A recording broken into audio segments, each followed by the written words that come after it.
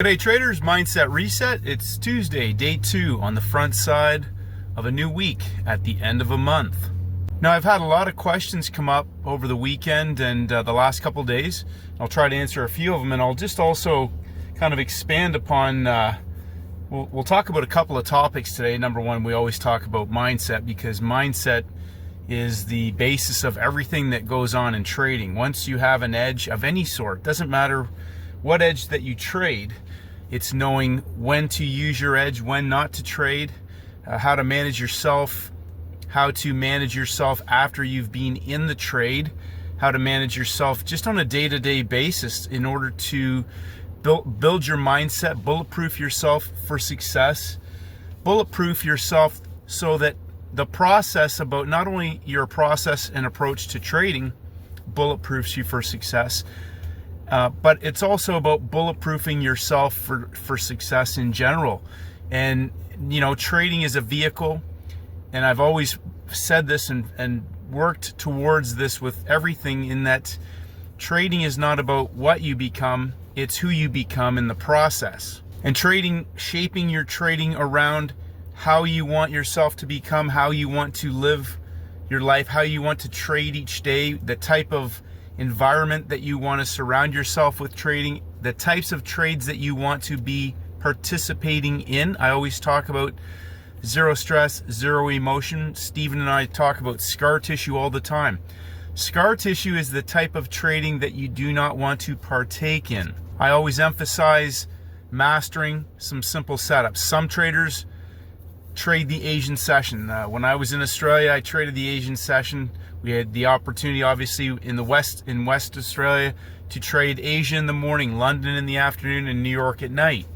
I don't recommend that anymore for a lot of reasons. But obviously there are opportunities, 5-star opportunities in each one of those sessions, depending on front side, backside type of opportunities. All 3 of those sessions can play a role depending on the basket of instruments and the types of setups that you're hunting. We have cryptos also.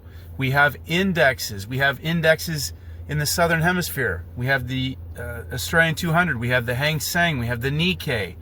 We have the DAX. We have the FTSE. We have the major currencies as well as their cross rates. In the New York session, we have all of the major pairs. We have the US indexes. We have metals.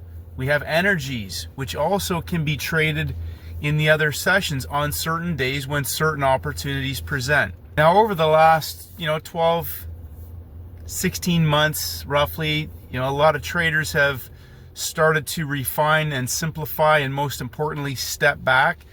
And the last few months I've really been sort of crystallizing a couple of larger opportunities as my main primary focus in the Asian session as well as the US session. So a lot of traders struggling with some of the basic concepts, struggling with just some basic setups, and I would encourage you to just step back and be patient and allow the larger market to set up. We talk about Friday's closing price on a Monday is where everything starts from. The opening range, and we're going to be diving into this in the technical video later, but the opening range, remember, everything starts from closing price and expands from there. That becomes our opening range. That's Monday is a range expansion in itself. From closing price, doesn't matter what markets, doesn't matter if there's gaps or whatever you want to call them, we still establish a high and a low heading into day 2. Doesn't matter if we break out of Friday, doesn't matter if we stay inside of Friday.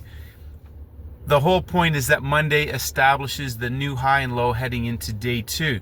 Day 2 typically expands the range. Opening range, initial balance. In a high percentage of situations, by the time Monday, Tuesday has traded, one of those 2 extremes can tend to hold as an extreme for the week. So we could be working the high, we could still break that. And we talk about closing price. So closing price can give us a signal on Wednesday or Thursday. Sometimes we get them on the front part of a week if it takes out a weekly range.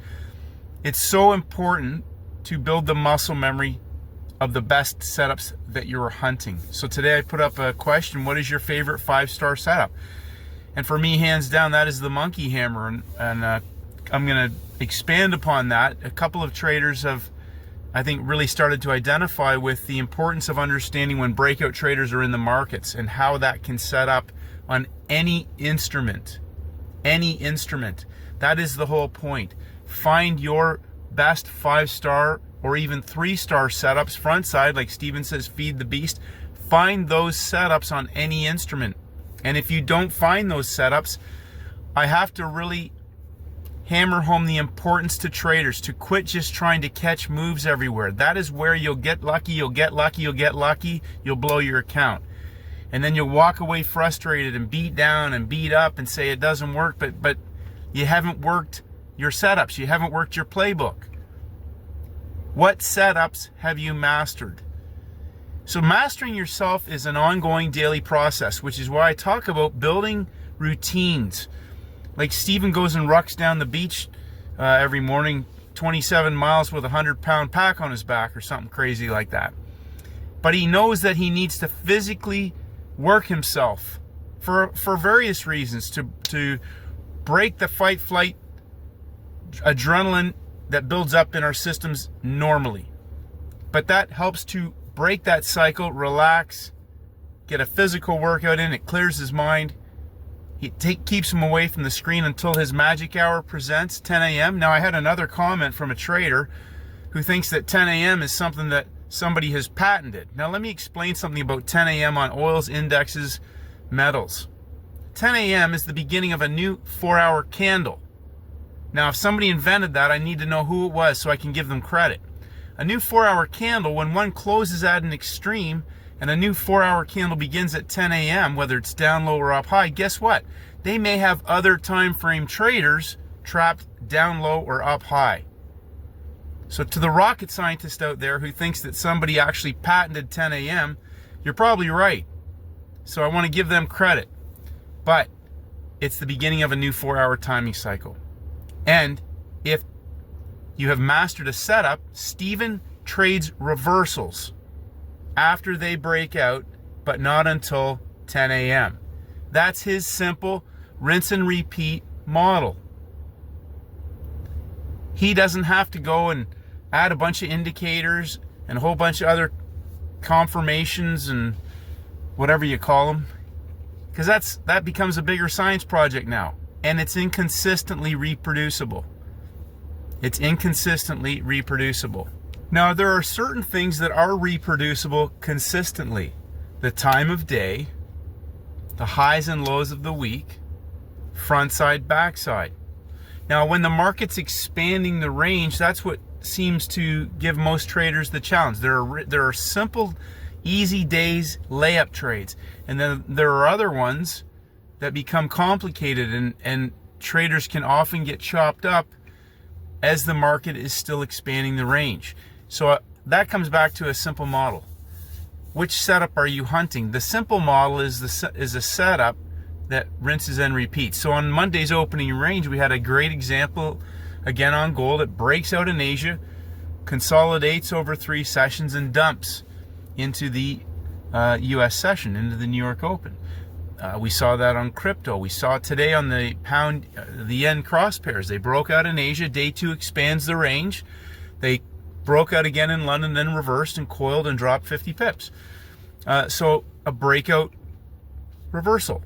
Breakout traders in Asia, reversal traders in London, and the US window if they traded in the pre-market. Today's a great example of a market that broke out in Asia, broke out again in London out of the Asian range, and reversed. Now we have other time frame traders potentially driving that move. I get this question quite a bit.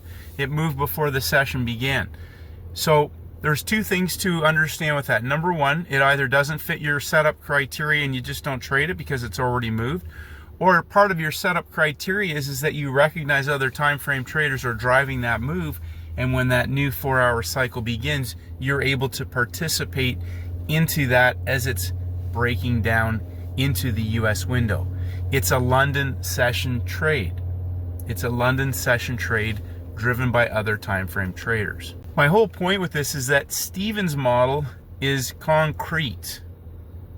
He trades reversals, preferably on the backside, the high of the week or low of the week, but not until 10 a.m. And in between, he'll feed the beast, but not until 10 a.m. if his setup shows up. If it presents, he will hit that trade. If it doesn't present, he doesn't care. He walks away. He doesn't look for markets that he can trade. He's got his basket. It either presents and he hits the trade at 10 a.m. or afterwards, or he walks away, comes back the next day. And as the larger market expands the range, day 1, day 2, day 3, now we may have a market that's worked its way up high and closed in breakout, or worked its way down low and closed in breakout, and his setup may now present for a larger time frame range expansion or reversal opportunity. The reason why I say these things, because part of there's two schools of thought, and this is your decision as a trader that you have to choose. You want to trade markets all the time and take trades and have a lot of setups and just look for markets that you can trade, whether it's the low of the day, high of the day, reversal. You may be trying to trade reversals in markets that are still expanding the range, which is why I talk about that can get difficult. Even if you might get that move. My real question always is, how much size would you be willing to scale that up onto? Maybe you don't want to trade size. Maybe you just want to catch those moves. It doesn't matter to me, because whatever works for you and you're making money from that, that's all that matters. If you can do that consistently and it works for you, there are lots of people out there who are doing that and scaling it up in size.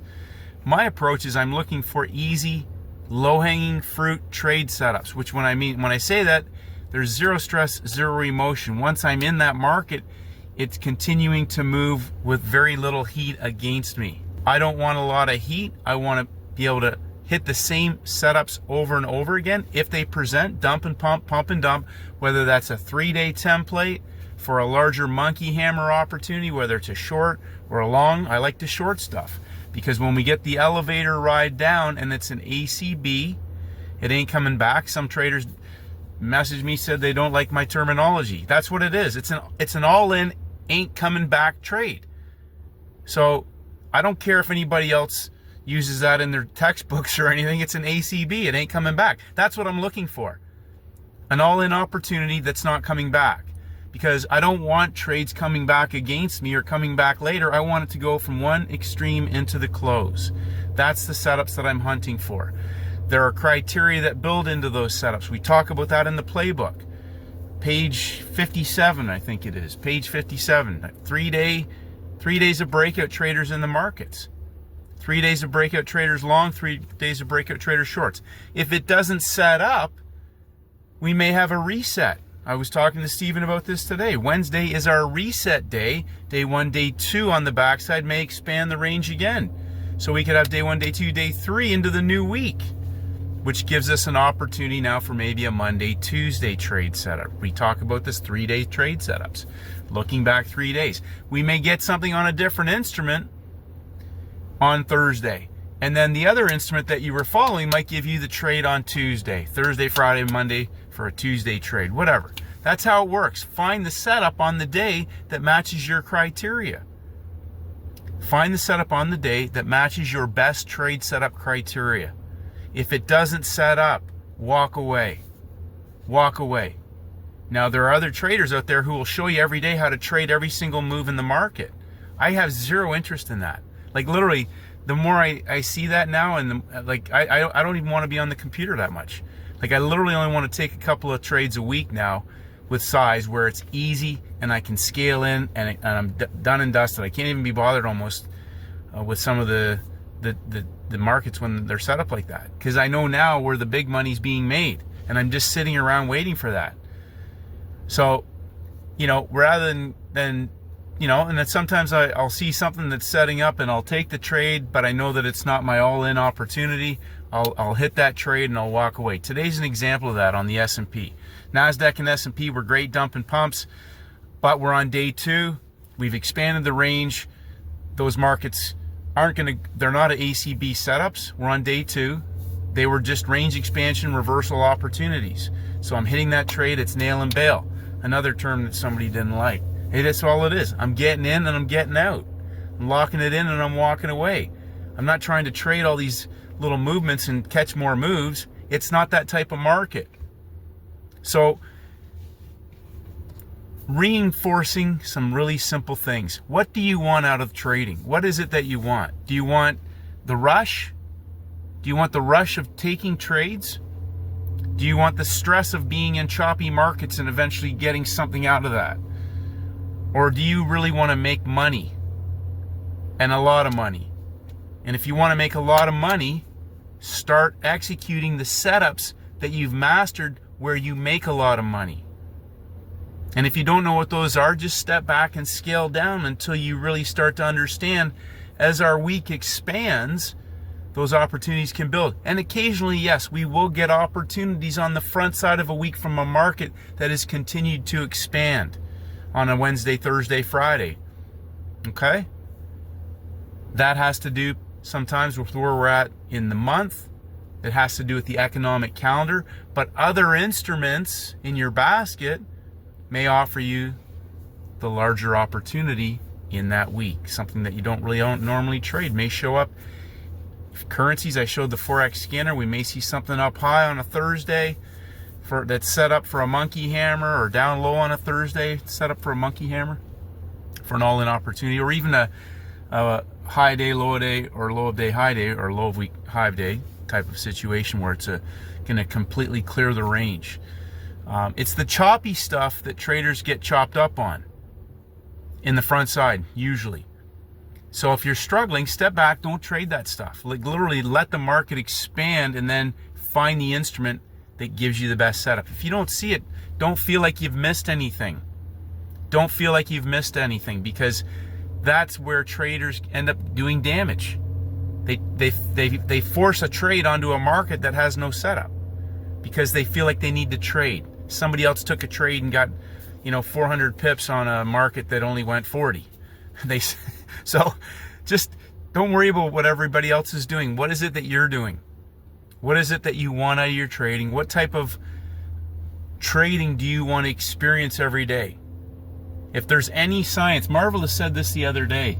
If he has to look too hard at a chart, he knows it's becoming a science project and he's going to the next chart. He said this yesterday. None of the trades setups met his rules. I commend him on that, because that's what keeps you out of garbage. I don't care if anybody else took a trade and got pips. That means nothing. It's whether or not it was actually an easy layup for a scalable opportunity where you can make a lot of money. If it's a nail and bail, then execute, hit, rinse and repeat, lock it in, get off the screen. It's so important. Your mindset will get damaged as well as your financial capital. I repeat this, but today I've had to say that. I'm going to go through this in a technical video. You really need to understand the idea of range expansion. Range expansion. There are going to be markets that are set up differently that offer perfect trade setups. But if you're focused on just trading one or two markets, you either know exactly the setups that you're hunting and you just sit on your hands and wait till they show up, whether it's each day, or you're trying to trade a market because it has volatility and you can potentially, if you don't have the skill set or the experience, you can get done in. And don't, trying to prevent that from happening. But I cannot force through the screen here. I can't reach through the screen and grab you and pull you back from doing damage. And I can tell you from absolute certainty, no matter how far you go along the tracks, and Stephen will tell you the same thing, scar tissue, you can do damage. No matter how good you get, no matter how long you've been trading, unless you have a concrete routine and process that continues to bulletproof you and bulletproof your mindset about how you make easy money in the markets, and doing nothing else but that. Stick to the plan. Stick to the plan. Lots of traders today said they didn't have a setup. And you'll hear me say this all the time. Nothing wrong with that. I commend you on that. Very few traders will actually just walk away and not trade until their larger time frame setup presents. And that is a skill set in itself. But that comes with maturity. It comes with discipline. It also can come after a lot of damage and scar tissue, which I'm trying to help people avoid and prevent, because it's not a good thing to go through, and not something sometimes people cannot recover from it. And it's not necessary. It is not necessary. Nothing is going to change. The markets will continue to do what they've always done, and that's move. And there will be markets that reproduce the same setups over and over again.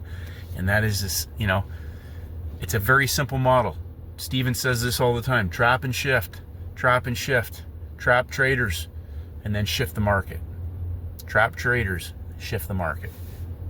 Have a great day, traders, and may the markets go with you.